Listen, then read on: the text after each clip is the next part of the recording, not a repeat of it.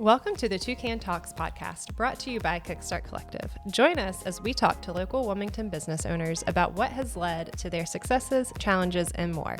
No question is off limits as we bounce from topic to topic. And this podcast is brought to you by Kickstart Studios. Kickstart Studios is Wilmington's newest video podcast studio. Equipped with multiple camera angles and an in-house producer, creating a high-quality video podcast has never been easier. Don't let the tech and gear learning curve hold you back from jumping into podcasting or created video content any longer. Our team takes care of it all for you so you can focus on the message you want to share.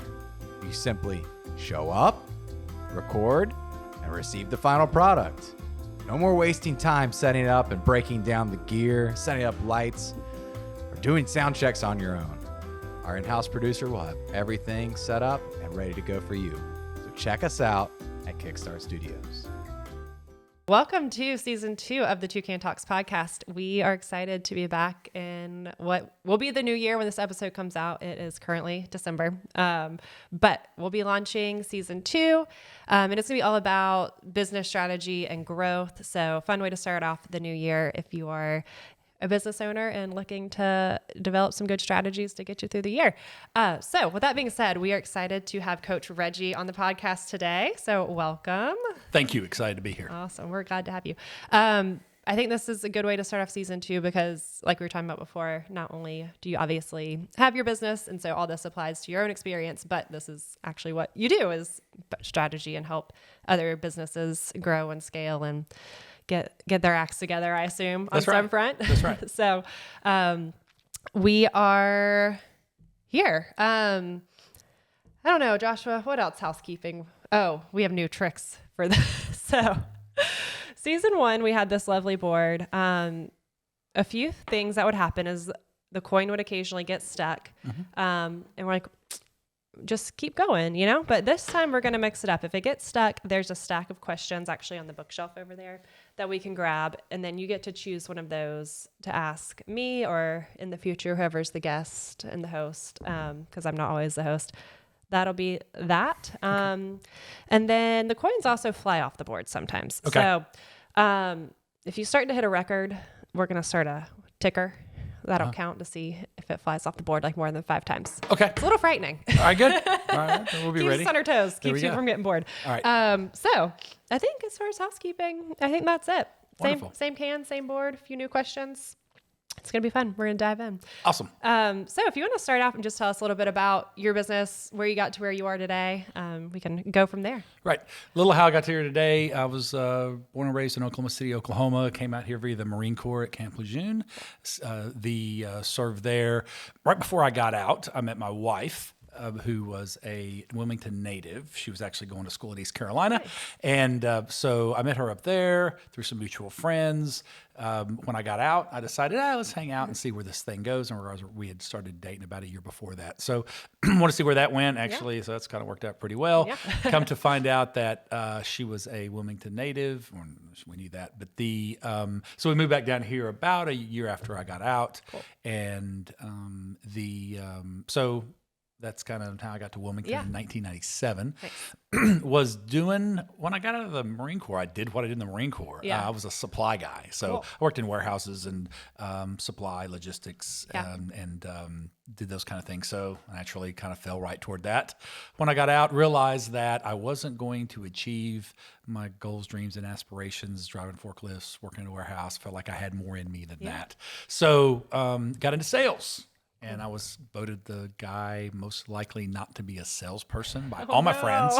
Yeah. You know, I got the guy that my buddy, Schmitty, like he is never met a stranger, you know, life of the party, always the, very, very personable, like Schmitty, like he's a sales guy, right? Come to find out, he's now an IT guy, believe it or not. But where life takes you. Yeah, where life takes you. But no, he's like he's a sales guy, right? Yeah. And you, Reggie, I don't know. And I went out and told my buddies I went out and got a job, and I bought like $300 worth of slacks, shirts, and ties. Yes. And they just laughed. Got to look the part. Oh yeah. And they were like, you've wasted your money there. Well, come to find out that sales isn't all about shucking and jiving and slick talking, but which really isn't my MO. Yeah. And and it was all about, being able to discover what people's needs are and being able to fulfill those needs and follow through, and had a lot of those skills. So and I did pretty well in sales. It was a big ticket item. I was in the manufactured and modular housing business.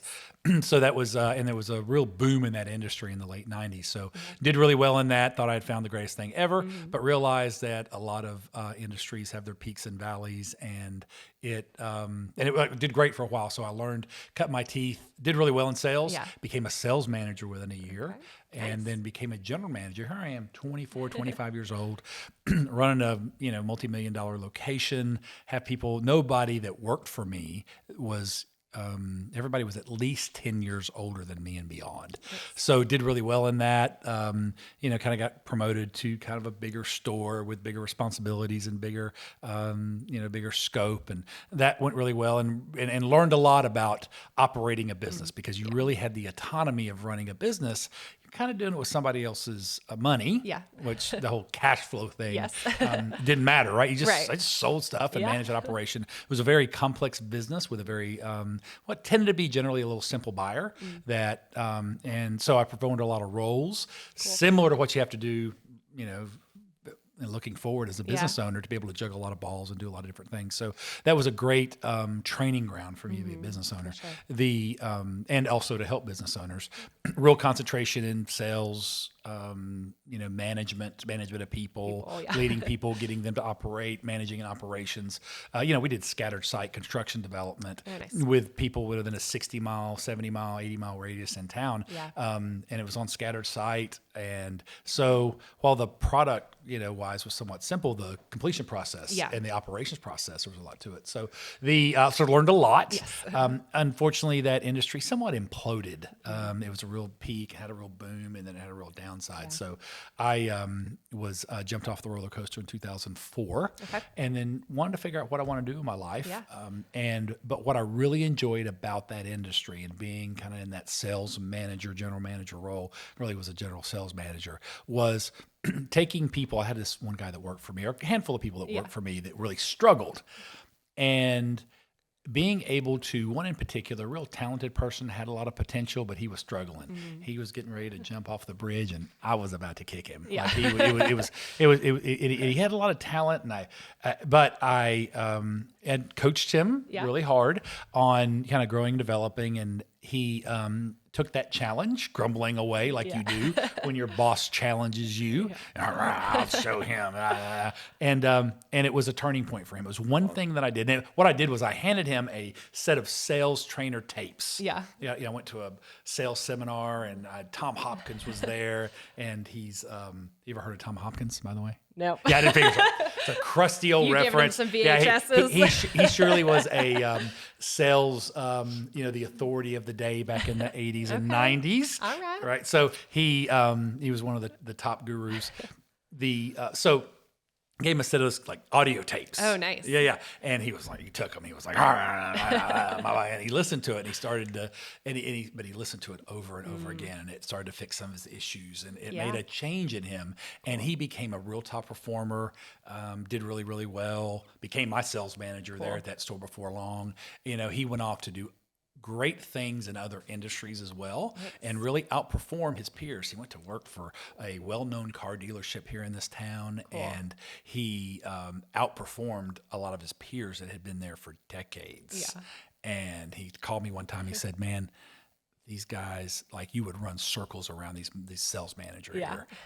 You would do really well." So that was, he's like, "You taught me so much, thank me." And to watch other guys go out and sing. So to watch people that were struggling and be able to make that turn and really change his life, it's a really cool thing to do. So I was like, well, and so when Action Coach contacted me back in 2004, it was early 2005, and said, "Hey, you have a great background to be a business coach.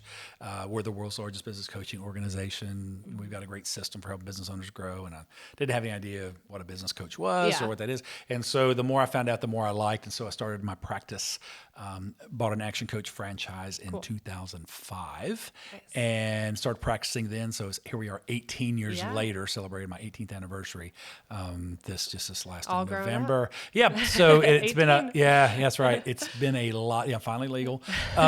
So it's been a lot of fun. It's been a lot of journey. We've helped a lot of business owners grow over the last 18 years. Of course, I've grown a lot over those last 18 years. So, it's really great to be able to, find an owner who's struggling, who's stuck, who's plateaued, and be able to find out who they are, where they want to go, why they want to get there, and then help, create a plan and then, guide them there. So that's a story of how I got started 18 years ago. And it's been a lot of fun, helped a lot of business owners, and it's been a fun journey. It's a pretty cool way to live life. So for sure.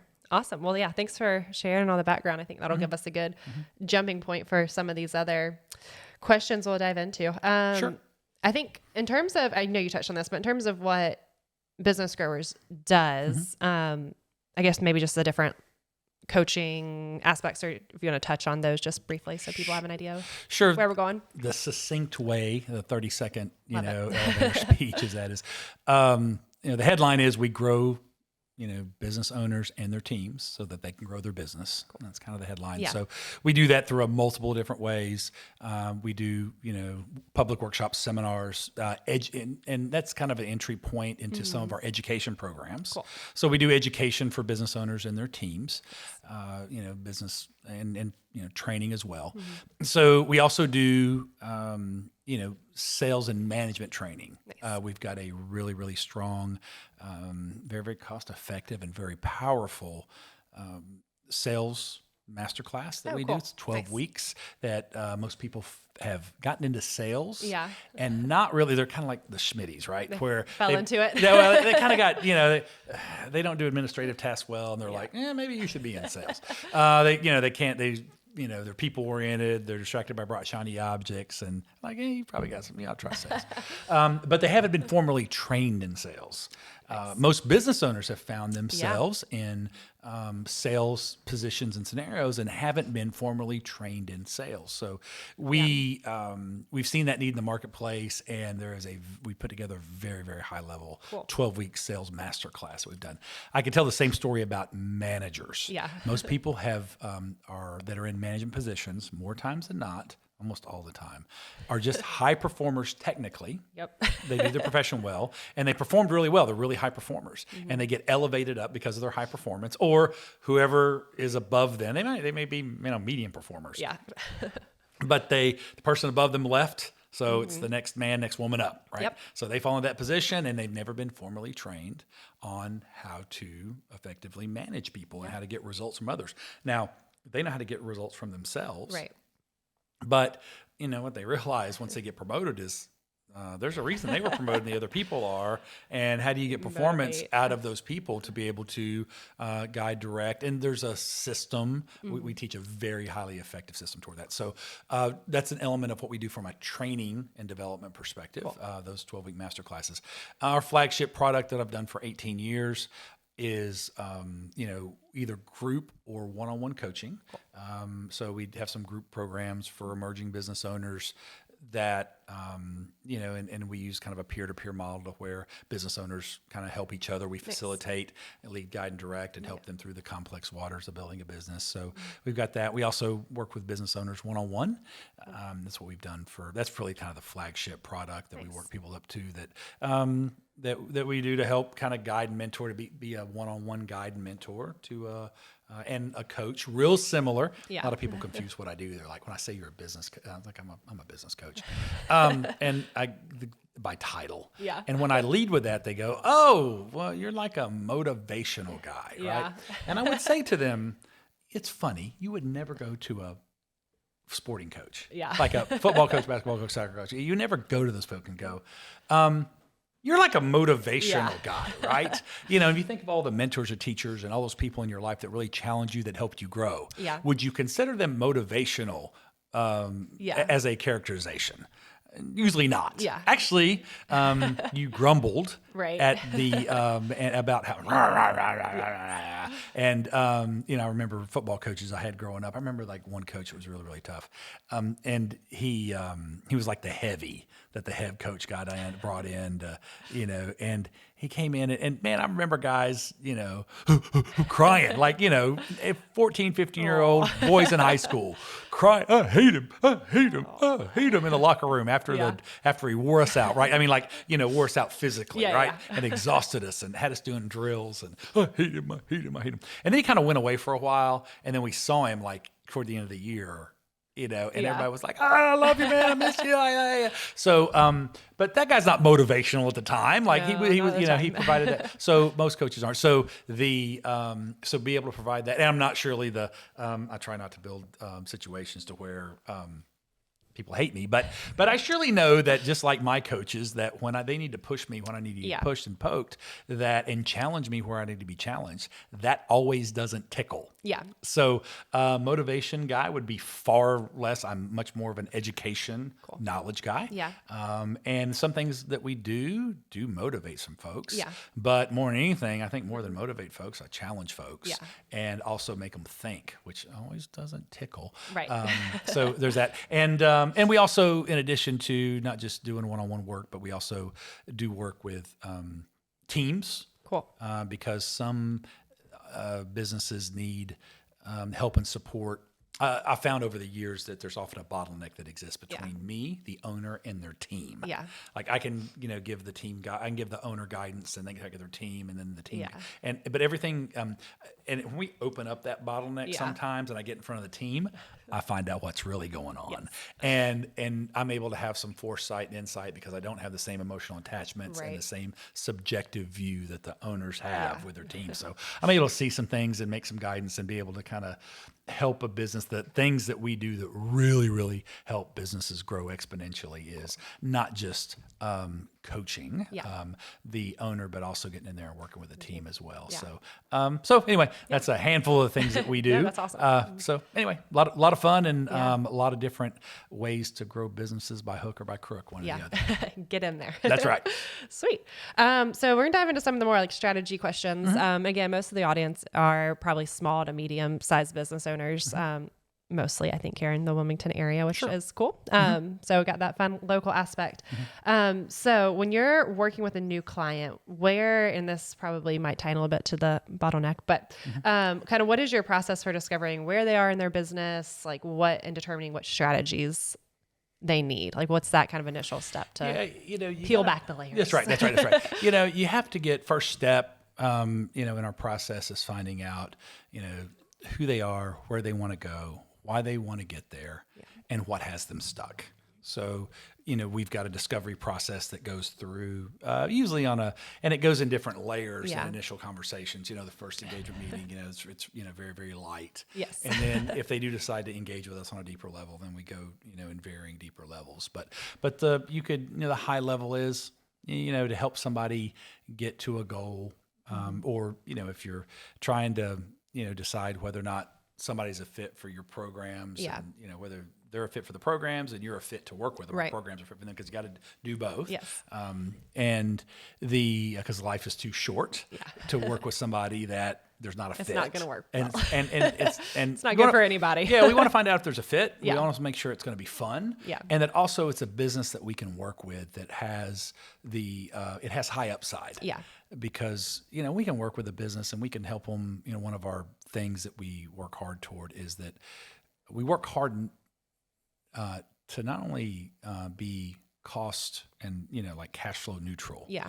But whereas like that coaching doesn't cost anything. Yeah. Like that we find our fees and earn our fees back. Yeah. But we don't just want to find our fee. We want to be like a money machine to where businesses put a few dollars into us and then more dollars come out the other side. So and so it's really been really fun to operate a business that is a money machine, that they put $1 into us and $7 to $10 comes out the other side.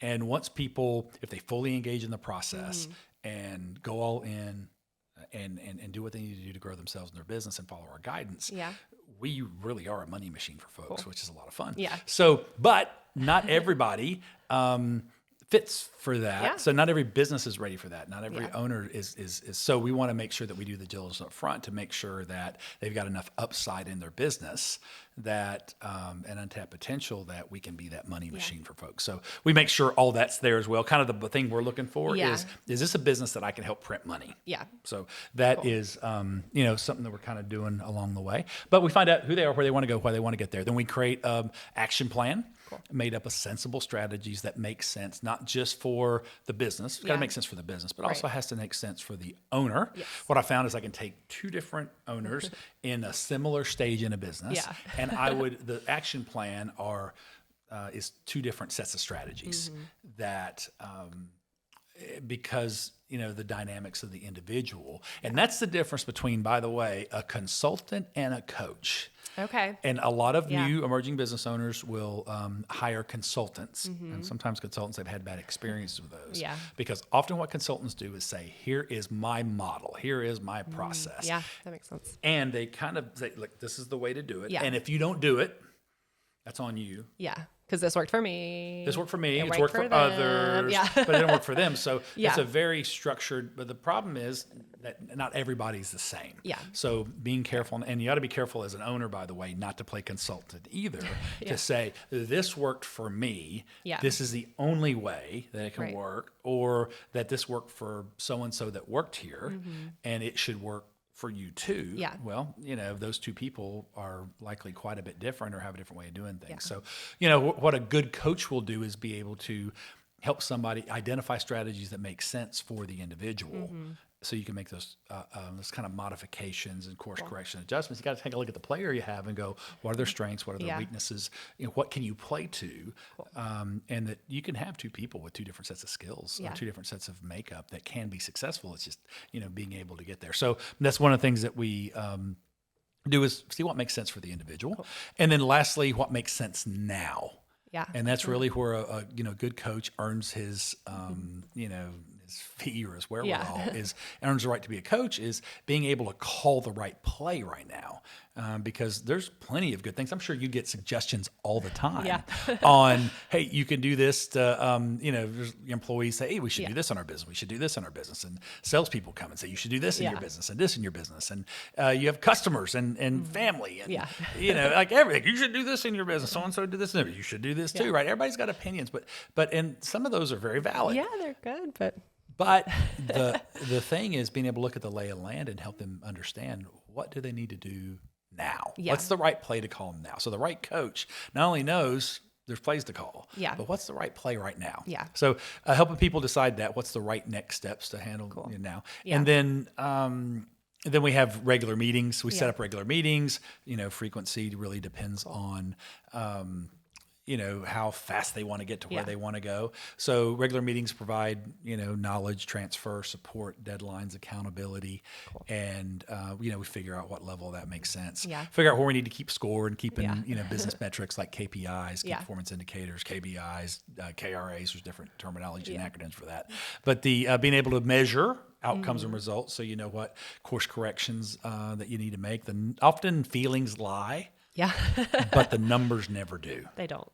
And so a hard look at the numbers. I've had business owners that have gotten real subjectively emotional about their circumstances. Yeah. And it's been nice to be able to look back at the numbers and go, when they're stressed and frustrated and upset, and go, hang on a minute, look at the numbers. Yeah. It's okay. Yes. And then realizing it is okay. Or when they're fat, happy, and satisfied because there's money in the bank, but the pipeline's dried up, and they don't feel it because they've got plenty of money, everything's okay. But I'm like, look, you have a problem coming. It's not okay, because it's not uncommon that business owners can get into a certain level of delusion, so the numbers don't lie, and so being able to see those and look at that and get some real time reporting on that, as opposed to just managing the business by their bank account. Yeah. So we keep score, make sure that we have a steady stream of knowledge. What's the knowledge plan? What are the knowledge gaps that exist from where they are to where they want to go? The more knowledge they have, the easier it is to get there, and then also helping them determine what are the time constraints that exist, because usually a business owner, see very few growing business owners that are underworked. Yeah. and that are bored and have things to do. Yeah. Usually have way too much. So we got to figure out what to clear up and deal with the time issues. Because I talk with them about, I watch them like, we start talking about doubling sales, increasing customers, Who's gonna all do that kind of thing. And then you just see them, I thought when I first started my practice, I started teaching this stuff. And I was like, oh, they're going to be excited, man. They're going to do 46. We got an easy way, simple way for them to do 46% more business next year. And I thought, man, they would see this as great. And all they see this is I can't handle the business I have now, much less, 46% more. Like that just makes me nauseous just thinking about it. So I'm already working 70, 80 hours a week already. So how am I going to be able to squeeze in more? Well, one of the things that I'd emphasize is understand, but there's constraints that you have that are keeping you. So we got to loosen those up so that we can be able to handle more. So you can do one of the keys to business. I'm sure you've learned this over the years is, gaining leverage and how do you get more with less? Yeah. How do you divide to multiply and those things? So that's I don't know if that's more than you wanted, but no, that's great. That's the, we determine at different varying levels when we first meet someone, all those things. That's kind of the path of discovery. Cool. And that's also the coaching plan that we go through to actually help them get to their goals at an accelerated rate and faster than they would left to their own devices. And also avoid some of the landmines that will sometimes put you out if you're not careful. So it's been really fun to help. And especially if I got a few years behind me, being able to quickly see a problem, business owner think it's unique to them, they can't solve it. And then being able to work with them and go, oh no, and be able to show them something or teach them something and them go, trust me enough to go apply it. Cool. And it have an instant impact and solves the problem. We've even done that recently in hiring. Nice. Somebody had a hard time getting applications, and we did in one of our group coaching programs where we asked business owners for they can bring an item the rest of the group can bring feedback to. Oh, cool. And so we do kind of like a mini speed mastermind on on one particular item a business owners wants feedback on. It could be something they're struggling with or something they're trying to do. And they were struggling with they want a critique of an ad. Okay. So so everybody kind of took different pieces of feedback on the ad. Then I kind of went to town and gave like a little mini masterclass on how to write a good job advertisement. Cool. And and she came to me. We did this on a Thursday. She saw me in an annual planning session I had with a group on the next day. Oh, nice. The next day. And she said, oh my goodness, I took right after our session that ended at 11:15. I took it, I revamped the ad, I put it up, and I put it up on Indeed. Typically, we get 13, 14 applications over a 3-week period. Oh, wow. We've gotten more than that in like before 8 o'clock this morning. That's awesome. Right. And in like a 12-hour period, they got more following those best practices principles. And when she went to business ownership school, that she never went to, because it doesn't exist, right? But when she got her, I'm in business, filed that LLC. From the LLC from the Secretary of State. What she didn't get along with that is a masterclass on how to write a good job ad. Yeah. Right. Who knew? Like, you just thought, no one's taught me that. No, right. And so, nobody's ever given her that. So she didn't. That's one of the hundreds of skills that you need to have to be able to progress and grow in business. And so to be able to provide that to folks, provide a solution, and then being able to see it get instant results. I wish they all had that. Great of a fast of an impact or feedback and result. But it was really cool to see that within a short amount of time that something I was able to give her made such an immediate difference. So, cool. Which is, when you get hirings of numbers game. And so now she has the bait and to be able to track not just a higher volume of candidates, but also higher quality candidates. And now she's cherry picking. Cool. Which is a real good place to do, especially in this environment. When it comes to finding good employees. For sure. So anyway. Yeah, no, that's really cool. That's what we do. I love it. Okay, so what we're going to do is shift into. I'm going to call it a game. It's not a game. the coin drop version of the podcast. Good. That's right. So all you'll do is you'll take one of these. You can drop it anywhere in the board. If it lands on a 1, we have more business questions. If it lands on a 2, these are more get to know you questions. We call it the party can, surprise can. It has lots of names. Okay. You don't really know what you're going to get. And these are questions for me or questions? Oh yeah, they're for you. So I'll Okay. You'll drop, I'll draw it, I'll read it, you answer, and we'll just roll through these coins and we'll see what happens. Okay. Good.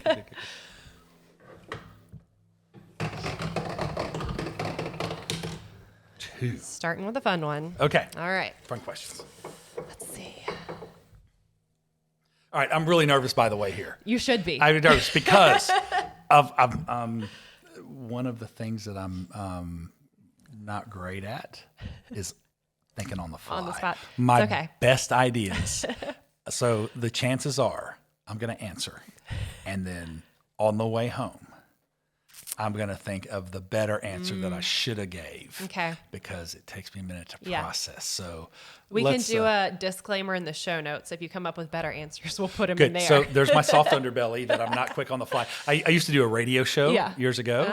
Back at the the business coach radio show. Yeah. So I did that years ago, but I never took calls. Oh, okay. Because I was always worried about being Yeah. able to get caught flat-footed. Yeah. A little more equipped now, but Yeah. we'll see. So anyway, we'll see how this goes. Let's see. This one actually took me a second to answer. Okay.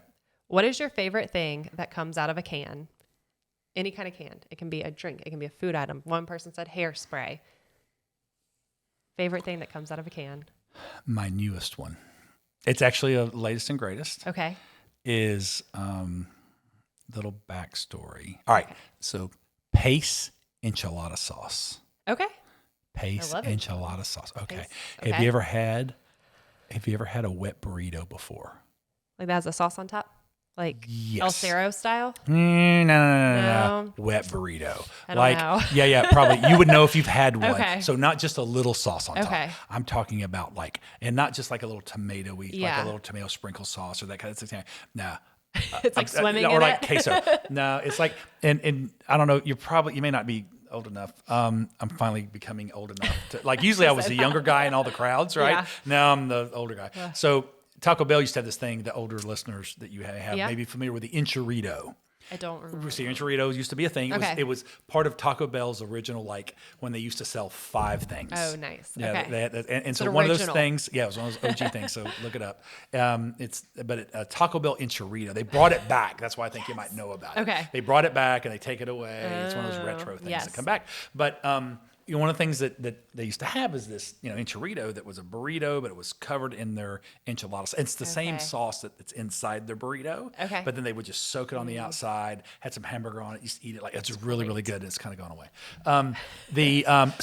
But as you go to Michigan, Ohio, different places, I think I'll have it in New Mexico, regionally, you will Okay. find people that regions Yeah. that have wet burritos. Okay. And they say the home of the wet burrito is in Grand Rapids, Michigan, which I didn't know that until I Yeah. visited there recently for a wedding, and I found out that this one place is the home funny. and creation. So we went there. Okay. And had, Did it live up to the hype? It did. It was pretty good. Miss the nostalgia But it was a of little Taco bit. So it was a little Dry. dry. It Oh, was caked on top, but there was sauce on the bottom. It was Yeah. still really, really good. Okay. But what I've come home and did is, I made my own wet burritos at home. Okay. And we found that the Pace enchilada sauce It's like the best. just is really mimics kind of what Okay. the Taco Bell vibe was. And so we've started, so they sell it at Harris Teeter. Perfect. And we have cleaned out the Harris Teeter So stock. y'all aren't going to be able to buy it. Yeah, no, you'll but get it. go Yeah. try. That's just one store, just our little store inside the bubble at the beach. But no, they have it in stock. So, but we Nice. keep pretty healthy, because they'll stop having things. Yeah. And I guess we'll have to Amazon it or something Yeah. in the future. But But if you keep buying it like that, they'll probably keep stocking. yeah, it. maybe. Supply and demand. So anyway, burrito. Love it. But make some good enchiladas. But something Yeah. about that sauce and the and the flour tortilla Yeah. and you get the beans right on the inside. So anyway, Love favorite it. thing in a can is the Pace enchilada sauce. Really, really, it's not authentic. No. It's not really authentic. It's not really. okay. Although Pace is a Tex-Mex brand. Yeah. And it's made. It's legit. It's from Texas Yeah. and it's legit, but it's definitely north of the border. Yeah. Mexican food versus it's not. You won't find anything like it in Mexico. But I'm telling you, the enchilada sauce, man, just good to know. It hits just right. I do like to keep like enchilada sauce stocked in the cabinet because I feel like if we have like rotisserie chicken, but I'm tired of just eating rotisserie chicken, then it's so easy to just make enchiladas and it's like feels new. That's right. That's right. The same chicken I've been eating all week, but it feels new. The Pace empty enchiladas. Okay. I'll add it to the list. There we go.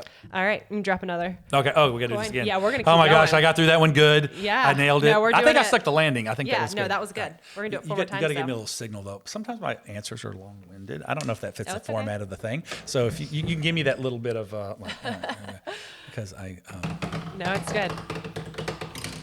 Ooh, more fun questions. more too. All right, I like fun questions. All right. All right. I don't know if you'll have an answer to this one. It's a new question for season 2. Uh-oh. Congratulations. You're the first person ever. All to right. it. What is like the wildest or craziest or just like head scratching moment you've had as a business owner? If you have one you like to share, or you can pass. It's okay. As a business owner or just in business business coach? Oh, coach. Yeah. Either way works. Man, We're I here get, for a good story. God, I get some great stories as a coach. So the funniest thing I had, or the most wildest, like most surprising thing, is so we do, back to that first step that I said in finding out, once somebody comes and engages me, we do an alignment session, and that alignment session is a real deep dive into who somebody is, where they want to go, what they want, where they get there. And it's a little in the sales process or the discovery process, it's very light, but we go a lot deeper. Yeah. Right. And they've, generally invested, they made a pretty serious, mental, emotional, and financial investment to get to that point. So they're really bought in. And so, and I ask deeper questions and they become more comfortable. And I can ask the same question in discovery that I do in the actual onboarding and alignment session. And those answers become a lot more real because you're not talking to the guy that's trying to sell you something anymore, perception. Yeah. Like you've trusted this person to your goals, dreams, and aspirations and kind of help you get there. So anyway, and so I kind of position it that way. And so they go a little deeper. And so it's a husband and wife, and I meet the husband separately. And they and I often meet them together and kind of go because they, especially when it's a husband and wife that are working the business together. Oh, I know. Making sure that there's proper alignment. Often there's misalignment and dysfunction. I don't know what you're talking about. Yeah, I'm sure you know. So so in order to kind of bring that together and you find out some stuff that you wouldn't find any other way. And this guy's telling me, I said, what's and he started telling me some stuff, and he's like, yeah, I've slept with over 100 women. And that was kind of the get to know him, like his fun fact. Is I've slept with over 100 women and more than 100 women, really. I kind of lost count at a certain point. And there was a reason how that tied together with the story. And he's like, don't tell my wife that. But I said, all right, okay, no problem. Sign like a confidentiality agreement. No problem. I can't be secrets. It's fine. But the, you have situations like that. You have, there's a lot of wild employee stories. So the things you find out, and that are the darndest things that happen once you're involved with business owners, with employees, and then finding out some of the things behind the scenes. But having, I guess, somebody come into the office and kind of give me that stat, that I think he needed to tell somebody that. He's like, I gotta get this on my chest. It was his badge of honor. And that That's so funny. it was it surely is one of those pieces of information that do bring a certain sense of intimacy and connection in the relationship to where he's shared that deep dark secret. I don't think he's been able to tell people that very much in his life. So and it was part of a bigger story. The nice thing is he he became a very happy and faithful man. Hey, that's all that matters after that, and at the end. a good person, and surely developed a relationship with his creator and got, and he kind of got right when it comes to, he was explaining his kind of crazy lifestyle in the past. So anyway, fun things you find out about people. Love it. Anyway. Well, Luke wasn't here for our team meeting today, and we were testing out different setups for this. And one of my ideas, I had originally told him, Luke wasn't so sure about like the chair setup. And I was like, well, he's not here today, so we're going to do it. There we go. And it kind of worked. That's right. I wasn't wrong. I wasn't right. That's right. That's right. They beg for forgiveness. That was as crazy as we got. Hey, it worked. Tested out some new chair arrangements. All right. Very exciting. There we go. All right. Let's see. We're going to get more fun. Well, business ones are fun too. But business ones are fun too. All right, we'll see what happens. Is that the business one? Nope. No more fun ones. More fun. All right. Let's see. I am drawing, like I'm attracting fun. Yes. All right. Sorry, I'm not talking to the mic. What is your favorite local go-to place? So this can be for food, fun, just favorite Wilmington place. Favorite Wilmington place. What's my favorite Wilmington? Well, I'm a foodie. Yes. Okay. We love food suggestions. Yeah, and I like authenticity. Okay. And probably one of the most, grabbing authentic, especially ethnic bites is real important. And Los Portales. Oh, yeah. Los Portales Taqueria. Yeah. Not only the taqueria, but the supermercado on Kerr Avenue.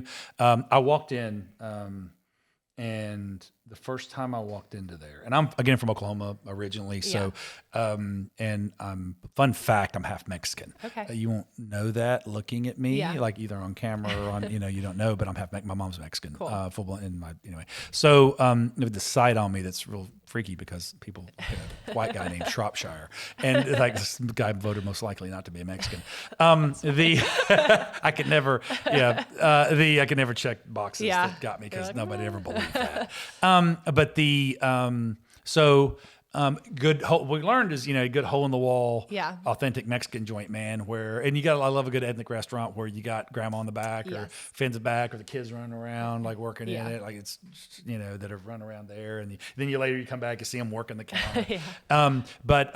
The man from a authentic Mexican food place. And when I came to North Carolina, being half Mexican and having and loving that type of food, and then that just when I came here in 1991, I came to East North Carolina. Hispanics weren't a very prominent part of the culture, and even when I moved to Wilmington in '97, it wasn't much. You had just kind of the what I would call Caucasianified Mexican restaurants that appealed, right? The enchiladas with that sauce in it that you never find in Mexico. So to see more as times evolved, to see more Hispanics move to the area and have more prominence in this culture, and then having food place to serve them. So I walked in there for the first time, and I walked in there, and I was the only white guy in there. I was like, "This is my jam." Like I don't know that anybody in here speaks English. There's not, and to include the counter help, but I know how to order in Spanish. I speak survival Spanish, but survival is food, so I speak. So I can definitely order in Spanish. So I walk in there, I see nothing but Hispanics and Keith Rhodes. That owns Catch and one of the most popular, probably if not the most prominent chef in town. And he's over there eating, a bowl of something with like crab legs hanging out of it and shrimp and prawn. That's awesome. And so when you see, but none but Mexicans and Keith Rhodes in one somewhere, you're like, I'm in the right spot. I found it. So that's right. So, so that is my, that's kind of my comfort food spot to get a good, pozole or tacos al pastor. They got them on the spit, and it's been really cool to watch that. And the same thing over, the restaurant is cool. But also the supermercado that they have on Kerr Avenue. You can walk up, they got a hot bar in there, man. Oh, cool. And you can just pull off like very authentic. Nice. So it's really like eating in a taqueria in Mexico City or something like that. So, and it's really been cool to watch those two business owner guys that have just come here. They were working at this wait staff at El Cerro Grande when I first came to town and recognized that. And then for them to be able to kind of come back and stake their claim and work really, really hard. And a little bit of watching them kind of build their little empire they've had of multiple restaurants, multiple locations, and what they've done has been really, really cool. Yeah, and you see them in there, working hard and doing the work. So it's funny. I told that story, actually was at a networking event not long ago, to where the owner of Los Portales, and which I know, and I kind of recognize I've kind of gotten to know over the years a little bit, just very lightly. And Keith Rhodes were both there. Oh, cool. and I got to tell the story. They were talking to each other. That's cool. And I got to say, hey, Chef Rhodes, I think you need to know. This has just been a couple of months ago, or last month. I was like, you need to know. I have told your story. I've used your name in vain on the story of the first time I walked into Los Portales, and here's the story. And I told him a story that I've told on him for 10 years. Yeah. And it was kind of a cool moment. That's really cool. That is oh, by the way, is you're taking tips. So the thing that is I named a couple of dishes that, but if you want to be wowed, the torta cubano. Okay. Torta cubana is probably one of the best sandwiches you'll ever have, man. It comes out in this piece of bread that's soft and hot like a football. And it's got like ham and cheese and al pastor meat and chorizo, which is Mexican sausage, and like onions and mayonnaise and tomatoes and a little bit of cheese melted on the ham. And like I said, it's about the size of a football. But you talk about a sandwich that, like, you bite into it. Everybody I've had try it and they melt into it. They're like, oh my sandwich. Goodness. Like, didn't know that so that's the that's the if you don't want to go wrong. Okay. And you like a little meat. Mm-hmm. And not just overloaded. It's got a nice layer of mayonnaise and lettuce and tomato and sandwich, like torta cubana. Sounds good. I'm gonna do it. Add it to the list. Put it on there. All right. Let's do another one. Okay. Let's see if we get a business question. If or not. We'll see. Oh. Uh-oh. One. It jumped off the board. You get to drop again. Okay. There's no punishments. There's no punishments. Ooh, okay. Finally a business question. Let's see. All right. Oh, we already kind of talked about this. The question is, how did you get into your current line of work? No, we got to pull another one. We got to pull another one. I feel like we talked about that in detail. Please don't make me go. You can rewind if you want to. That's right. Okay. This will be a good one. So what is your process, either for you or when you're working with a coaching client, for setting goals at, let's just say at the beginning of the year, since this will be out January, but if they're going to set like a 12-month goal, like what is that process of deciding and action steps to get there? What a great question. And it's a great question. I don't like when people do that on interviews. Like, interviews, it sounds so fake to me. Like when people, when people like interview, like in the interview, I guess it's in the being interviewed school that you're supposed to go, well, thank you so much. That's a great question, Laura. That's a really great question. Thanks. I'm like, yes. Come on, man. Let's cut it. But let me tell you, this authentically is a great question because we just came off an annual planning day. Oh, perfect. We had last Friday, I mentioned it earlier, the other situation. We had an annual planning day. I gathered my clients together, a few people that are kind of involved in our programs throughout the year. We invited them back and all had them get together and do annual planning. Cool. So part of that annual planning process is to take a look back at key areas of the business. So whether I'm doing that individually or, and we did this in a group setting. We had about 40 business owners, some of their key team members, some of their leadership team members, and we're all there and gathered together. And they, really take a look back at the year that was. Nice. Do a nice year in review. Yeah. Look at things like, hey, what were the successes you've had over the first year? And we celebrate those. It was really cool to hear the successes around the room as well. But find out what the successes are. Also identify what some of the challenges they're currently facing. Cool. We don't need a history of challenges they've solved throughout the year, but what the challenges they're facing. What are some of the lessons learned that they've had? And so it's a good review for, if I did one-on-one, we did that exercise. Cool. We did that as it's a nice one-on-one conversation to get me up to speed.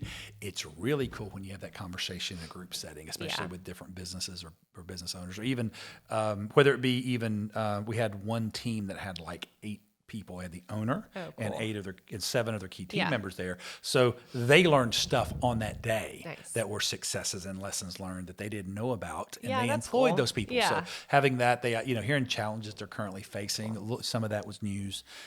So it's also cool when we also had a couple of tables of individual business owners. They didn't bring team members there. They just came themselves. And so from that group, that they're learning best practices from the successes, and they're also catching lessons learned. Cool. Isn't it cooler to learn lessons from others? Yeah. Instead of you having learned them themselves. Yeah. And also when they talk about their challenges, kind of what happens at the breaks or those kind of things are, they're like, you know what, I used to have that challenge, and they help support each other and give each other feedback on that kind of thing. So it's really neat.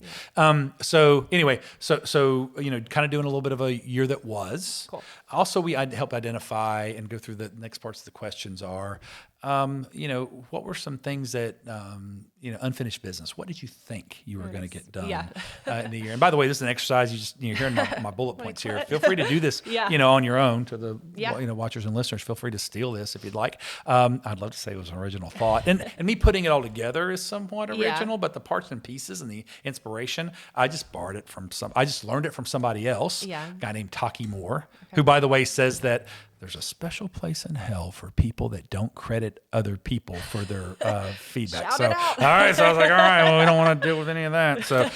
So anyway, Taki Moore taught me this process of a few of these questions, and it kind of grew from there. Also, what are we also take a look at what you need to get better at. Cool. What do you need to get better at?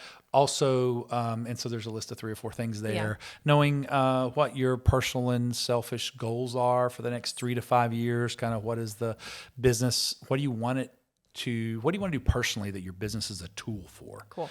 Also, and then once you kind of get all that, you get a good idea of what are some aspirations for the upcoming year. Yeah. And so usually that's, so you can usually boil all that down, find out what they want to get better at, what they need to improve, what some of their current challenges are. And usually at that point, there's enough clarity on what they want for the year. Yeah. And then from there, kind of take a look at, all right, what do we need to do first? Yeah. What are the first quarter goals? And just kind of wash, rinse, repeat every quarter. Yeah. And then, but also one of the real keys are making sure that you're visiting those quarterly priorities every week. Okay. And make sure that you've got an action plan as part of your weekly planning. Yeah. What am I going to do to move forward? Because what I find is the mistake a lot of folks make, even if they are business owners, operate a couple of different directions. Yeah. More times than not, they're either going to not make a plan and just wing it. Yeah. Show up. This is where we're going. We kind of have a general idea, and they just show up and what I call follow the puck. Yeah. And the puck, like in hockey, they just kind of follow the puck around, and as opposed to having a orchestrated business. Yes. Where they orchestrate all these parts and pieces. Cool. But no, generally most business owners are just have a plan, they're winging it, they're following and planning is a good idea. They know that's a good concept, but I don't got time for that. Yeah. I just wake up and go to work on January the 2nd and hit it. Yeah. I'll do some planning later in the week. I'll do it, blah, blah, blah, blah, blah, and they just never get to it. Right. And then you have the ones that plan. Yeah. And they do a good job of planning. They like to plan, no plan makes sense. And then they don't do the regular week in, week out, moving forward on the parts and pieces of the plan. And then they get stuck in certain places and they don't get the help and support they need to be able to help overcome the constraints, challenges, road bumps, barriers that get in the way. And so they don't, and they often need help and support in that, in a lot of cases, and direction and guidance and where to go to, and some help, either be told what to do or where to find sources of knowledge to be able to help them push through. And so it just kind of gets put on the, that'd be a great idea, but it just gets, and as things start to pile up, and then that's where owners get stuck. So back to your original question though, what do they need to do to plan? Look back, see what you can learn, and then be clear on what you want, and then there starts to be strategies and tactics that you need to deploy within those areas to have that. So the nice thing is, in my arsenal, I have a lot of tools, strategies, tactics, how to do things beyond just, all right, what are your goals? And then you're on your own from there. We have a pretty good arsenal of, so one of the things that we handed out to them is, some of them wanted to increase profits. So, we went through our profit calculator on how they can pretty easily increase their sales 46% over the next year by making a few small changes. And then we have this list of 344 different things they can do that within the five different ways to increase profits. And we teach them how to go, because you said, whoo, right? And that's the common reaction. I would assume if I laid those out in front of you, Yeah. it would be overwhelming. Yeah. Right. And you're like, that's all I need is 44 thanks. more ideas. I've already got a bunch of ideas already. And so, but what we do is teach people how to comb that list down to about a dozen things that really will make an impact for their business, for them. And then back to what I said earlier, what makes sense right now or this upcoming, what's your business ready for and what would make the biggest impact. So so being able to have, not just a goal setting session, but also have very tactile and very specific tools that they can select from or different strategies that they can pick from, so that they're not just like, okay, blank paper, I want more business. What do I do? Yeah. And that's really where, what we do kind of differs from a lot of people's image of what a life coach or maybe a therapist would do, which is just like, all right, what do you want to talk about today? And so we've got to making sure they have the not just the why to do's, the what to do's, but also how to do it. Yeah. Which a long way. So I feel like is almost one of the most important. That's right. And to make sure that you're visiting it every single week and that those action items are generating your, your weekly to-dos as well as your daily to-dos, which are all really cool components of that management masterclass that I talked about earlier. I almost sound like I'm plugging it. That's Sorry. fine. All right, good. good. Here we are. Here we go. This is not a question, but I did buy a new planner, paper planner. I also like my phone calculator. That's right. I also have a dry erase board in our house. Love a calendar. That's right. Do you have a favorite planner or tool or calendar thing that you like to give people or point people to in terms of writing out goals? Are you going to hate planners? No, not that I hate them. I found there's some people that love planner, and again, not to be too I want to be careful of this. But I have found that women love them some planners to a much higher percentage than men do. It's true. Men tend to, honestly, women love a planner. Men tend to be, if they have a thing, they tend to have just like a book with pages. That is literally Luke and I. Right? Okay. I have a planner. I have lots of planners, and they all have different purposes. He has one notebook he's probably had for 5 years. That he's like, meh. That's right. Just blank pages and like a journal, like a something. And depending on that, depending on the complexity of the human being, right? They can be for the, they can have different levels of things. But generally, more men tend to have blank pages. Yeah. And women have very structured things, and that's what makes y'all special and awesome, by the way. Yeah. I don't. Okay. Because it's, I have, again, a lot of my own sets of... for different people. Well, yeah, that's right. And it's so, and to say this is the greatest thing ever. And I have a lot of tools that I've either used from the arsenals that I have within the Action Coach toolbox or the Scaling Up toolbox I have. They have some things that I often use. But I've also had to create my own. Yeah. Because I think to be able to use something universally and across the board, that to have something that's simple. So honestly, me making things up via spreadsheets, boxes and squares, and I'm a boxes and squares. I'm not a mind map person. I'm a spreadsheet person. Yeah. And when I say spreadsheet, it doesn't have to have data and data. It's like squares in boxes, like things that line up. So I create a lot of things within,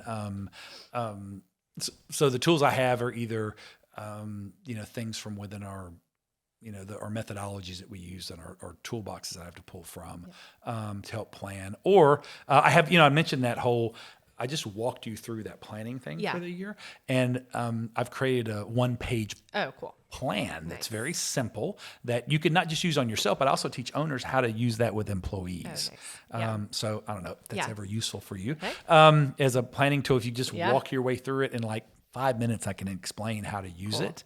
And I don't know if a business owner that's out there that's ambitious and committed to growth would like to have access, they feel free. They can Coach Reggie. I'm not hard to find. Reach out and I'll be glad to shoot it to them. And it's pretty self-explanatory. Little quick call, and I'd be glad to walk them through how to use it. Okay, perfect. And we'll put all your links and stuff too in the show notes. So they can, that's right.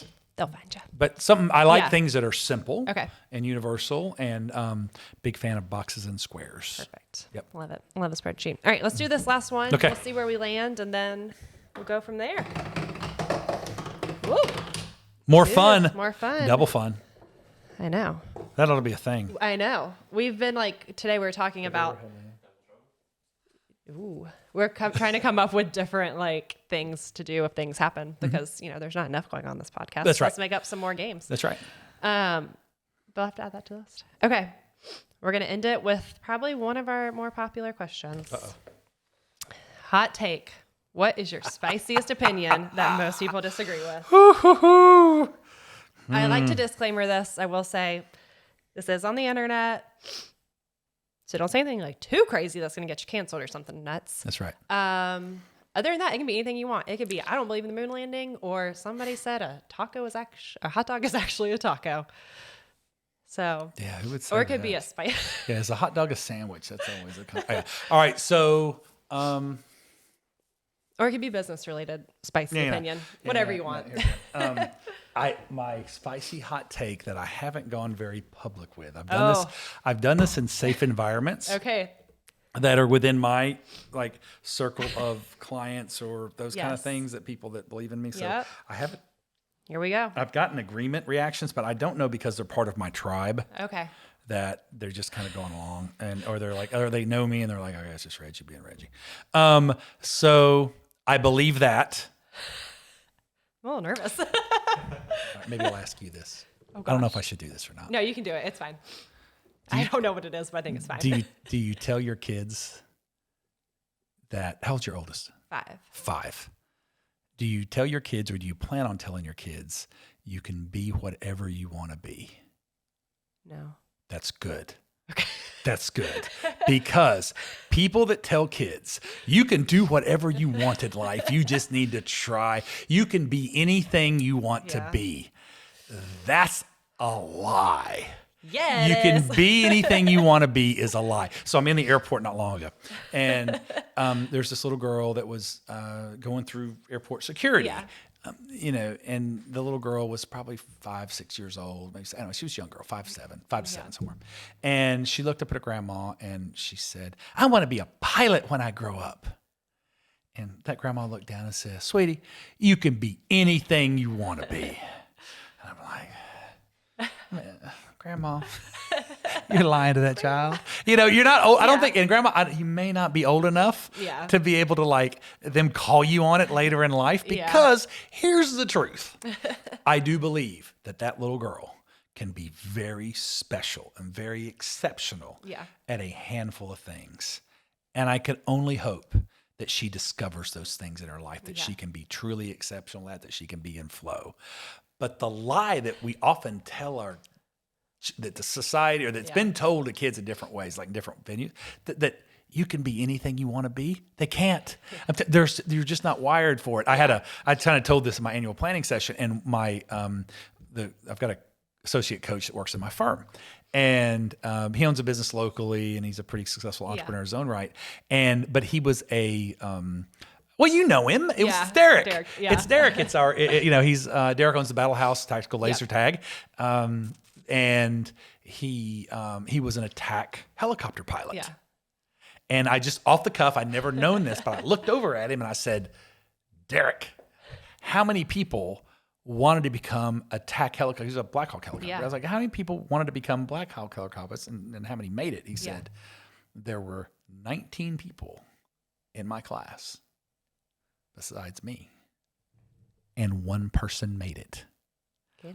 One person made it besides him. Right, one person made it in his class, but there were 19 people the 18 other people that their mamas and grandmas told them all their life, you can be an attack helicopter pilot you want. You can be anything you want to be if you just try hard. What they told him is, you just try hard enough, you can be anything you want to be. And I've seen I watched my wife go through nursing school. Oh yeah. To where the prerequisites to get into the program is hard. She went to Cape Fear Community College, which, by the way, if you're little like PSA, if you are ever at the hospital, and you have a choice between somebody that went to the Cape Fear Community College nursing program, you want that person. Yeah. I'm not going to disparage any of the other local programs, but I'm telling you that a few of my best friends went through Cape Fear, and they were just in they were in, I feel like in like real life situations, like almost day one. That is a difficult program. Yeah. That the drop rate was more than 50% in her class. So with hard prerequisites, and this was like when she went through it, it was a rush on being a nurse.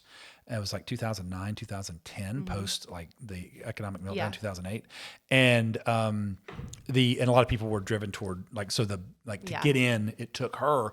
Like she had to go to get into be an RN. She had to go and she became an LPN first because she couldn't get into the RN program. Wow. And then so after she graduated the 1-year LPN program, she finally had enough like points or whatever, and she got in the RN program after.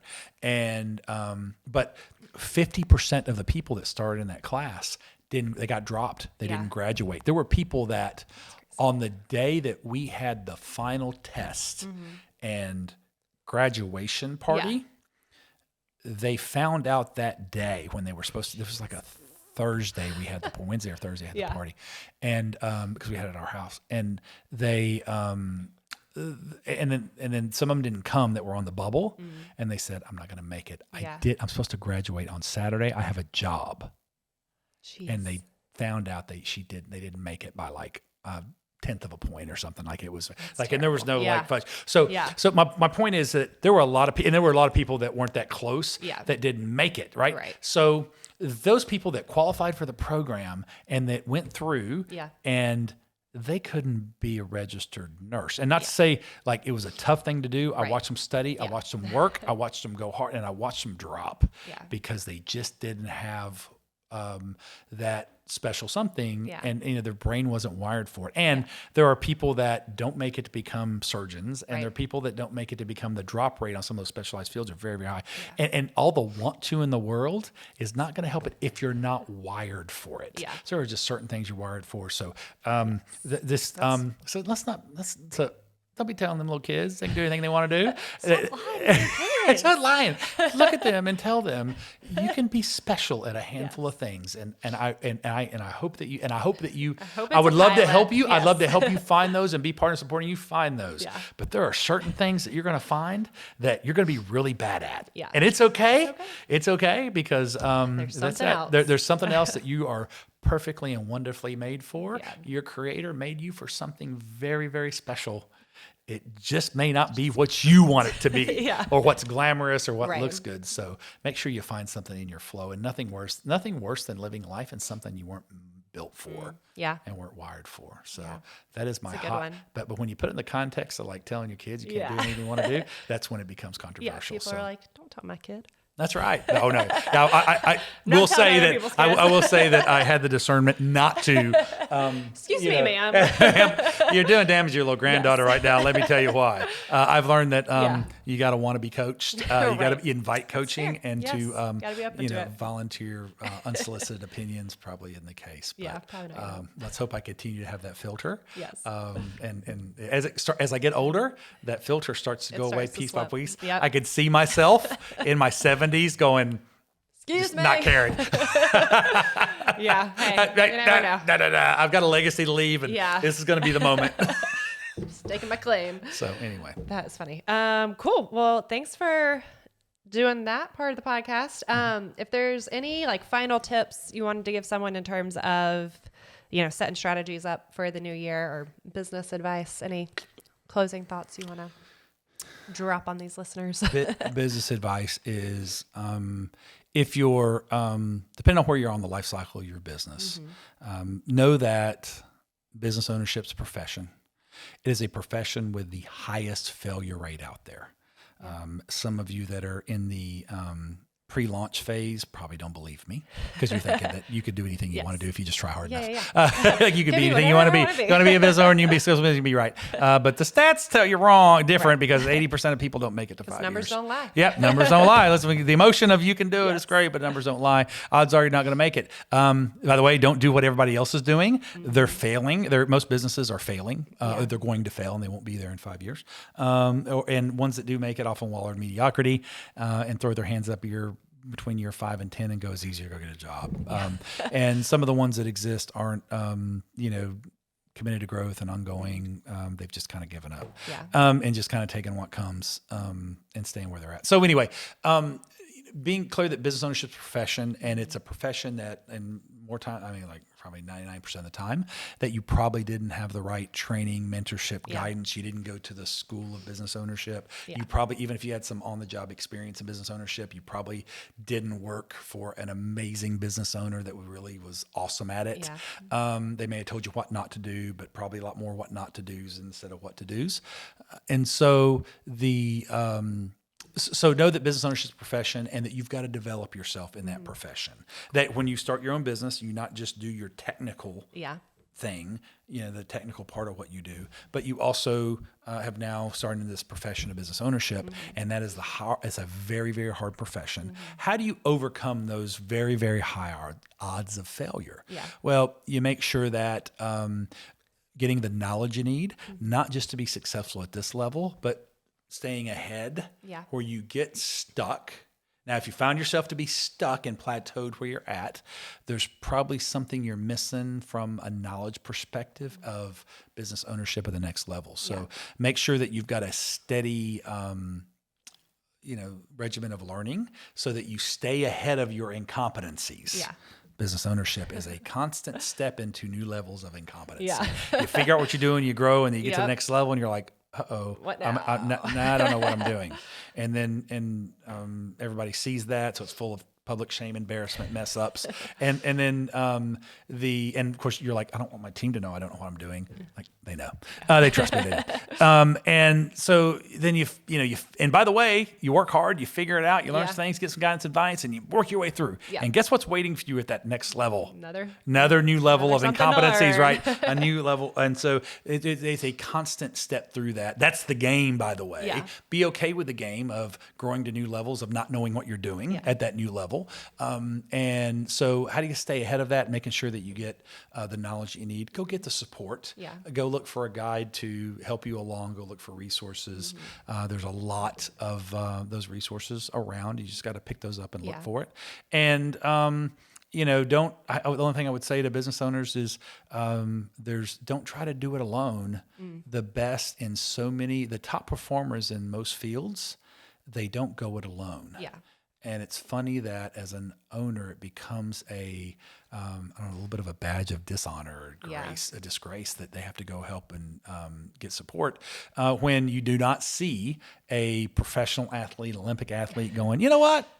I'm just going to figure this out on my own. I'm just going to wing it. I don't need a coach. I don't need imagine a boxer that would go at the highest level and go, I got this. I know how to do it. I know how to fight. Been fighting my whole life. Let me go out there and I'll train myself. I'll push myself. I'll strategize for myself. I'll see that works good until he gets in the ring, and he'll get that person that would never fly because that person knows that they'll get pummeled. So because he needs that outside eye, that support, that push, and all the things that a good, coach and trainer would do. So, don't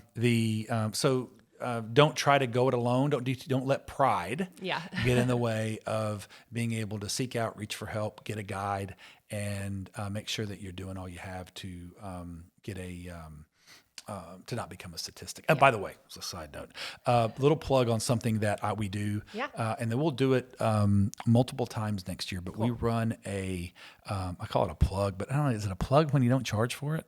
No. Okay. So we run this. It's a great resource to provide to people. Oh yeah. I like the way you put that. Great way. So, in order to help kind of overcome some of that lack of training and knowledge, we've got a program that we call 30X, which is almost like a 30-day MBA, quote unquote, 30-day MBA that in business ownership that is actually applicable and that something you can do while. By the way, once you figure out you don't know what you're doing, reset level and competency, too late. The car's already going around the track, right? You got now. Where do I stop? Where do I stop and go to the School of Business Ownership, right? And so we've got a program that's that really is business owner friendly. Cool. Who's somebody who's operating, and so it's a 30-day, very intensive. 30-minute a day, high level of education training. I'm not doing the teaching. Actually, we have one of the top business builder trainers, teachers, mentors in the world, Brad Sugars, that runs that, that does that. It's pre-recorded. We facilitate it locally, but we open up technology has allowed us to kind of open up the pipeline. This is a course that used to pay $5,000-$6,000 for to see him live. Yeah. It's something that it's recorded and that we offer to the community as a training tool to kind of help them, build a solid education base. Yeah. And we've done that over the last several years, made a huge difference in helping people know the what to do, and giving it to them in a real fast-paced way. I'm a bit of a storyteller, if y'all haven't figured out. So Brad gets the information far more concisely and more pointed. He can get through a lot more information faster than I can. Just a second. So he... so he's a great trainer and teacher in that aspect. So we'll do that 3 times next year. Cool. We'll kick one off in February. Perfect. So if anybody hears us in January and is like, you know what, I want to learn everything that I need to know to grow a very profitable business very quickly, how to hire great team members, how to market, how to, it's a great course. Cool. Reach out, via the links and reach out to me and the team, and be glad to get you part of that 30-day thing. The only thing that we also provide, we don't just give you the lessons, but we also do some support, get a little taste of coaching. If you're, and we don't charge anything for that, but we do only investment is the individual's commitment. Yeah. If somebody's willing to commit to watch one lesson a day, 30 minutes a day, and then we don't charge anything for 30X. Yeah. We just ask you to commit, and we have some accountability measures around that, to make sure that you're actually doing your lesson a day. Yeah. So it's really cool. A lot of local business owners have done that and have gotten a lot from it. So that's kind of our way to do what we can to increase the success rate. Nice. Of local business owners. So if we can help, reach out to us, and we'll do this. We'll do that 30X program as long as it makes sense. Perfect. I love it. So our closing question really is: where's the best way for people to reach you or find you or get in touch? Yep. Businessgrowers.co is our website. So that's probably an easy way to get up with us. Cool. You can search Coach Reggie on Google and get to us pretty quick. So Coach Reggie Wilmington will get you to our web pages and socials and all that kind of stuff. So check out our upcoming events. We do a lot of local classes and events and information on our upcoming master classes. And we do previews of those master classes. So if you want a preview and sample of the goods. So we do a lot of things. We want you to experience value first. We do our sales and marketing via offering value and letting people have the goods. So come out and see all the cool things we do. Love to help anybody that has a business that's ambitious and committed to growth. There you go. If you fit that category, we probably can help. So got a lot of cool things to help you along the way. So awesome. Hope we thanks for having me, by the way. Of course. Yeah. We'll put all those links in the show notes so people can find them. But this is fun. Thanks for sharing all the knowledge. And I had a ball. Playing along. That's right. Cool. Thanks a lot. All right. Thanks. Mm-hmm. Thanks for tuning in to another episode of Toucan Talks, brought to you by Kickstart Collective. If you loved this episode, be sure to subscribe wherever you watch podcasts, and follow Kickstart Collective on Instagram at Kickstart Collective.